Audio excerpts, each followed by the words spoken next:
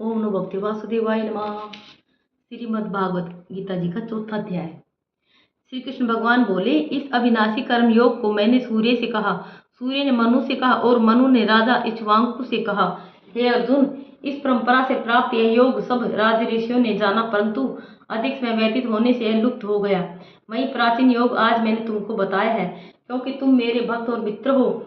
यह योग रहस्य अति उत्तम है। अर्जुन कहने लगे, आपका जन्म तो अभी हुआ है और सूर्य का जन्म बहुत पहले हुआ था। मैं कैसे मानूं कि आपने सूर्य को यह योग बताया था। श्री कृष्ण बोले, हे अर्जुन, मेरे और तुम्हारे अनेक जन्म हो चुके हैं। मुझे याद है और तुम भूल गए हो। जन्म से रहित अविनाशी संपूर्ण प्राणियों का स्वामी अपनी प्रकृति में स्थित हूँ, तथापि अपनी माया से जन्मता हूँ। हे भारत, जब जब धर्म की हानि होती है और अधर्म का प्राबल्य हो जाता है, तब तब ही मैं जन्म लेता हूँ। साधुओं की रक्षा, पापियों का नाश और धर्म की स्थापना करने के लिए प्रत्येक युग में जन्मता हूँ।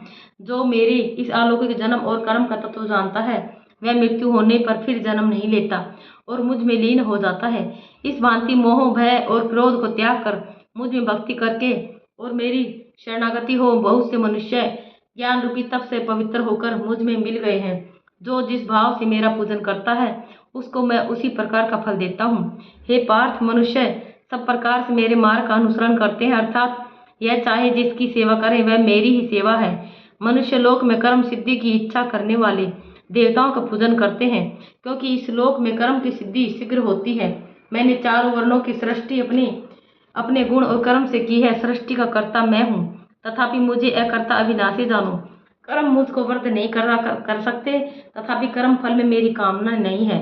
इस प्रकार जो मुझको पहचानता है, वह कर्मों के बंधन में नहीं पड़ता। अतएव पूर्व पुरुषों के किए हुए कर्म को तू भी कर।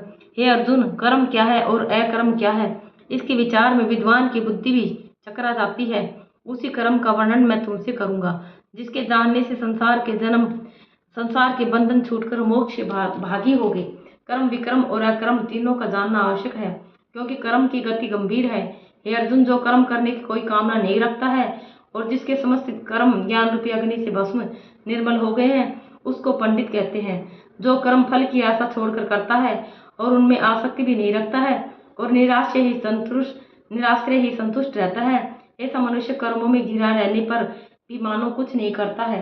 दैव योग से जो कुछ मिल जाए उसी पर संतुष्ट रहता है। जो हर्ष, शोक आदि द्वंद्वों से मुक्त है तथा किसी से ईर्ष्या नहीं करता, कर्म की सिद्धि या असिद्धि में भेद नहीं समझता, वह कर्म करता हुआ भी उसमें नहीं बनता। जो फल की इच्छा नहीं रखता, वह वासना से दूर हो गया है। ज्ञान में जिसका मन अचल है, जो यज्ञ के कर्म करता है, वे सब कर्म लुप्त हो जाते हैं। हवन करने का पदार्थ भी ब्रह्म है, आहुति देने वाला भी ब्रह्म है। इस प्रकार जिसकी बुद्धि में सब कर्म ज्ञान में है, उसको ब्रह्म प्राप्त होता है। कोई कर्मयोगी देवताओं की पूजा करते हैं और ज्ञान योगी ब्रह्म रूप अग्नि में यज्ञ रूप से हवन कर परमात्मा का भजन करते हैं।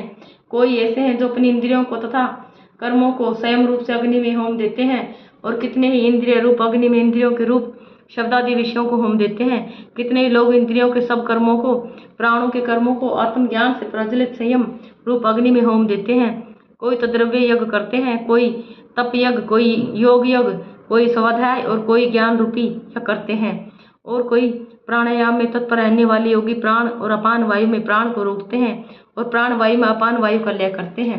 कोई आहार को निरंतर कम करके प्राण को होमते हैं। वे यज्ञवेत्ता है और यज्ञ ही से इनके सब पाप नाश हो जाते हैं। जो यज्ञ में बचे हुए अमृत रूप अन्न को खाते हैं, वे सनातन ब्रह्म को प्राप्त होते हैं। हे अर्जुन, जो यज्ञ नहीं करते हैं, उनको यह लोक और परलोक दोनों ही नहीं है। इस प्रकार से बहुत से यज्ञ वेद में विस्तार सहित वर्णित हैं। इन सबको कर्म से उत्पन्न हुए जानो। हे परंतप, द्रव्य में यज्ञ से ज्ञान यज्ञ उत्तम है। हे पार्थ, फल सहित सब कर्म ज्ञान में समाप्त हो जाते हैं। सो उस ज्ञान यज्ञ का तत्वदर्शी और ज्ञानी लोग तुमको उपदेश करेंगे, इसलिए तुम उनकी सेवा करना और उनको विनय पूर्वक प्रसन्न करके ज्ञान यज्ञ जानना। इस ज्ञान का लाभ प्राप्त करके तुमको ऐसा मोह फिर नहीं होगा। इसी ज्ञान से समस्त प्राणियों को तुम अपने में और मुझ में देखोगे। यदि सब प्राणियों से भी अधिक पाप करने वाले हों, तो भी ज्ञान रूपी नौका से ही सब पाप रूपी समुद्र को पार कर जाओगे। हे अर्जुन, जिस प्रकार प्रज्वलित अग्नि लकड़ी को जलाकर भस्म कर देती है, वैसे ही ज्ञान रूपी अग्नि सब कर्मों को भस्म कर डालती है। इस लोक में ज्ञान के समान पवित्र और कुछ भी नहीं है। यह ब्रह्म बहुत काल पर्यंत कर्म योग से सिद्ध हुए पुरुषों को अपने आप ही प्राप्त होता है। जो श्रद्धावान पुरुष इंद्रियों को जीतकर ब्रह्म ज्ञान में लगा रहता है, वह ज्ञान को प्राप्त करता है और ज्ञान को पाकर अल्प समय में शांति को पा जाता है। अज्ञानी, श्रद्धा रहित और जिनके मन में संदेह है, ऐसे जो पुरुष हैं वह नष्ट हो जाते हैं। जिनके मन में संदेह रहता है, उनको यह लोक परलोक और सुख कुछ भी प्राप्त नहीं होता। जिसने परमेश्वराधन और निष्काम कर्म योग के आश्रय से कर्म बंधन त्याग दिए हैं, हे अर्जुन, उस आत्मज्ञानी पुरुष को कर्म नहीं मानते।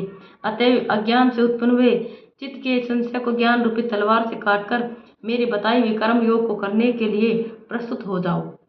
इति श्रीमद्भागवत गीता शुभनिषद सुब्रह्म विद्या योग शास्त्रे श्री कृष्ण अर्जुन संवादे आत्म संयम योगो नाम चतुर्थो अध्याय। चौथे अध्याय का महात्म्य। भगवान बोले, हे लक्ष्मी, जो पुरुष श्री गीता जी का पाठ करते हैं उनके स्पर्श मात्र से अदम देह छूटकर मुक्ति को प्राप्त होता है। लक्ष्मी जी ने पूछा, हे महाराज, श्री गीता जी के पाठ करने वाले को छूकर भी कोई भी जीव मुक्त हुआ है? तब श्री भगवान ने कहा, हे लक्ष्मी, तुमको मुक्त हुए की एक पुरातन कथा सुनाता हूँ। भागीरथी गंगा जी के तट पर एक काशीपुरी नगर है। वहाँ एक वैष्णव श्री गीता जी के चौथे अध्याय का पाठ किया करता था। एक दिन वह साधु वन में गया। वहाँ बेरियों के 2 वृक्ष थे, उनकी बड़ी छाया थी। वह साधु वहाँ बैठ गया और बैठते ही उसको निद्रा आ गई। एक बेरी से उसके पांव लगे और दूसरी के साथ सिर लग गया। वे दोनों बेरियां आपस में कांप कर पृथ्वी पर गिर पड़ी। पत्ते उनके सूख गए। परमेश्वर की इच्छा से वह दोनों बेरियां ब्राह्मण के घर 2 पुत्रियां हुई। हे लक्ष्मी, बड़े उग्र पुण्यों को करने से मनुष्य देह मिलती है। और फिर ब्राह्मण के घर जन्म लेकर उन दोनों लड़कियों ने तपस्या करनी आरंभ की। जब वह दोनों बड़ी हुई तब उनके माता पिता ने कहा, हे पुत्रियों, हम तुम्हारा विवाह करते हैं। तब उन दोनों ने माता पिता से कहा कि वह विवाह नहीं करेंगी। उनको अपने पिछले जन्म की खबर थी। वह जाति में सुंदर जन्मी थी। उन्होंने कहा, एक हमारे मन में कामना है, परमेश्वर पूर्ण करे तब बहुत भली बात है। उनके मन में यही था कि वह साधु जिसके स्पर्श करने से हमारी अदम देह छूट कर यह देव मिली है, वह मिले तब बहुत भला हो। इतना विचार कर दोनों लड़कियों ने माता पिता से तीर्थ यात्रा करने की आज्ञा मांगी। तब माता पिता ने तीर्थ यात्रा की आज्ञा दी। तब उन दोनों कन्याओं ने माता पिता की चरण वंदना करके गमन किया। तीर्थ यात्रा करती करती वे बनारस पहुंची। वहां जाकर देखा वह तपस्वी बैठा है जिनकी कृपा से हम बेरी की देह से छूटी हैं। तब दोनों कन्याओं ने चरण वंदना करके विनय करी, हे संत जी, धन्य हो, आपने हमको कृतार्थ किया। तब उस तपस्वी ने कहा, तुम कौन हो? मैं तुमको नहीं पहचानता। कन्याओं ने कहा, हम आपको पहचानती हैं। हम पिछले जन्म में बेरियों की योनि में थी।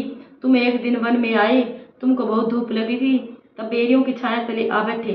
लंबासन होने से एक बैरी से आपके चरण लगे, दूसरी को सिर लगा। उसी समय हम बेरी की देह से मुक्त हुई।